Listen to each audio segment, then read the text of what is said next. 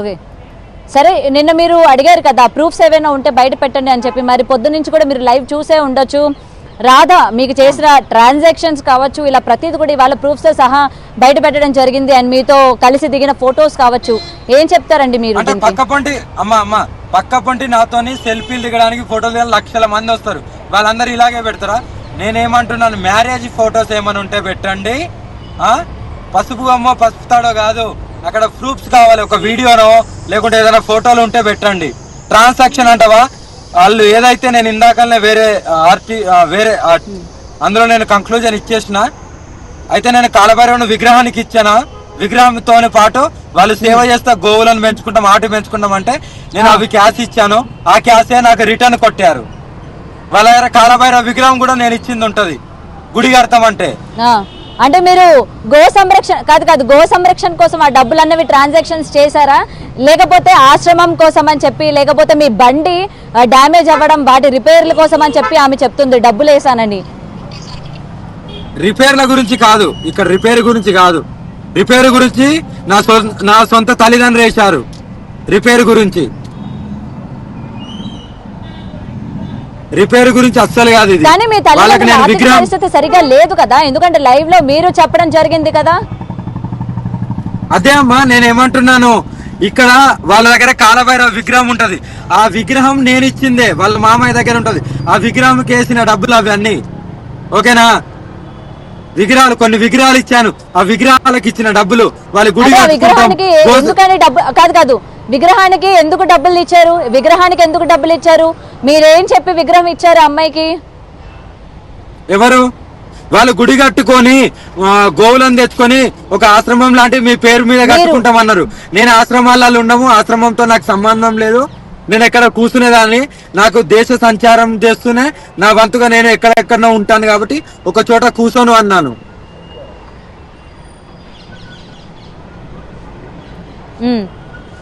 So మీరే ఆశ్రమం కావాలని అడిగారా? నేను ఆశ్రమం కావాలని ఎప్పుడు అడగను. అలా అనుకుంటే ఎప్పుడో కూర్చుంటే దాన్ని. ఇప్పుడు నా ఆడియోలు బయట పెట్టింది కదా, ఆమె మాట్లాడిన ఆడియోలు బయట పెట్టండి, అప్పుడు తెలిసిపోద్ది కదా ఎవరేంటిది అనేది.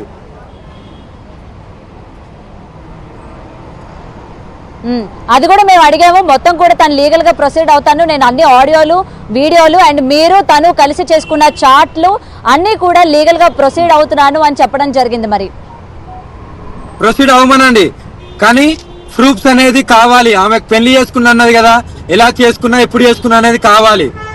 ట్రాన్సాక్షన్ అంటే దానికి నేను సమాధానం ఇస్తాను నేను కూడా. అది ఎందుకంటే ఇవాళ ట్రాన్సాక్షన్స్ కి ప్రతిదీ మీరు చెప్పాలి. ఎందుకంటే 3.5 లక్షల పైగా ఆమె మీకు డబ్బులు పంపించినట్టు ప్రూఫ్ చూపిస్తుంది. ఆమె అంత డబ్బులు తీసుకోవాల్సిన అవసరం మీకేంటి? ఆ డబ్బులు తీసుకొని మీరు ఏం చేశారు? చెప్పదా మరి? నేను క్యాష్ ఇచ్చిన చెప్పదా? నేను రిటర్న్ క్యాష్ ఇచ్చిన చెప్పాలి కదా. క్యాష్ ఇచ్చారు? నేను 2 lakhs కి ఏవో క్యాష్ ఇచ్చాను. 2 lakhs 2.5 lakhs దాకా నేను క్యాష్ ఇచ్చాను. మరి ఇంకొకటి కూడా చెప్తుందా? అండ్ తన పర్సనల్ లైఫ్ లోని మీరు ఇన్వాల్వ్ అయ్యారు అని చెప్తుంది కదా, మరి తన పర్సనల్ లైఫ్ లో ఇన్వాల్వ్ అవ్వాల్సిన అవసరం ఏంటి? తన భర్త గురించి మీరు చెప్పడం జరిగింది అంటే పర్సనల్ లైఫ్ అంటే ఆమె చెప్పుకున్నా నేను చెప్పానా, లేకుంటే అవి నాకు తెలుస్తాయా?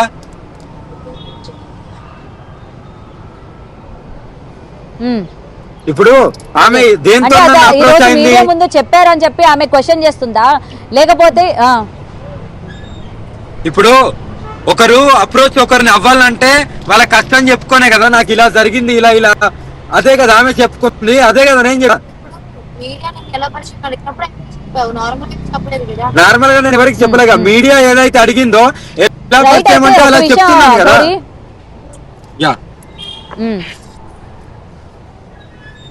ఇప్పుడు మానసిక పరిస్థితి సరిగా లేని వాళ్ళు, అంటే ముఖ్యంగా ఇటువంటి డిప్రెషన్ లో ఉన్న వాళ్ళకి మీరు దగ్గర అవుతున్నారని, వాళ్ళ పర్సనల్ ఇష్యూస్ మీరు తెలుసుకుంటున్నారని, తెలుసుకున్న తర్వాత వాళ్ళకి దగ్గర అయ్యి ఈ ప్రేమ పెళ్లి ఇలాంటి మాయ మాటలు చెప్తున్నారు అనేది ఇక్కడ ఈ అమ్మాయి ఆరోపిస్తుంది. ఏం చెప్తారు మీరు? అలా అలా ఏమి కాదు, అలా ఏమి అస్సలే కాదు.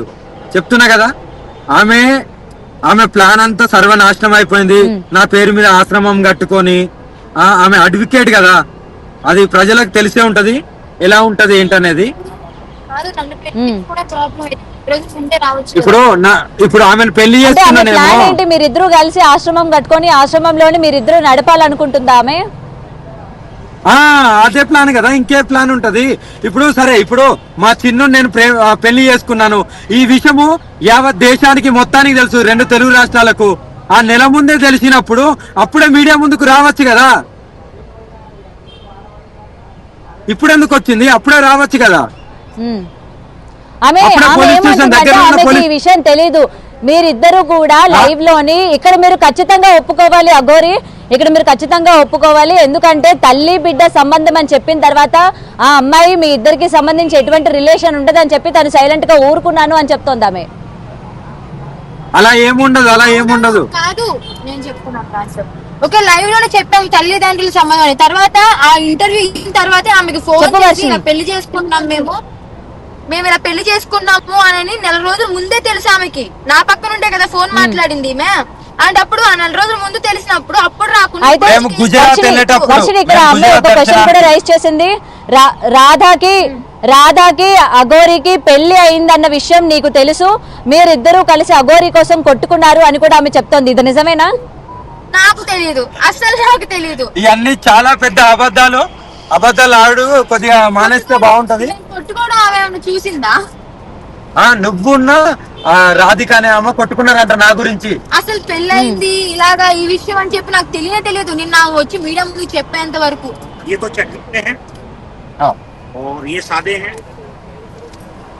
ఓకే, ఎందుకంటే మీడియాలో ఆమె అంత గట్టిగా చెప్పింది, వర్షినికి తెలుసు నేను ఉన్నానని, నన్ను తను ప్రేమించాడు, పెళ్లి చేసుకున్నాడు అని కూడా చెప్తుంది. మరి తెలిస్తే నేను ఎందుకు వచ్చి స్వయంగా మీడియా ముందు చెప్తాను? స్వయంగా మీడియా ముందుకు వచ్చి చెప్పాను కదా. అసలు ఆ విషయం నాకు తెలియదు. ఆమె ఫేస్ టు ఫేస్ కలిసిందే లేదు, ఆమెతో మాట్లాడిందే లేదు. అంటే అప్పుడు ఎలా గొడవ పడతాం మేము?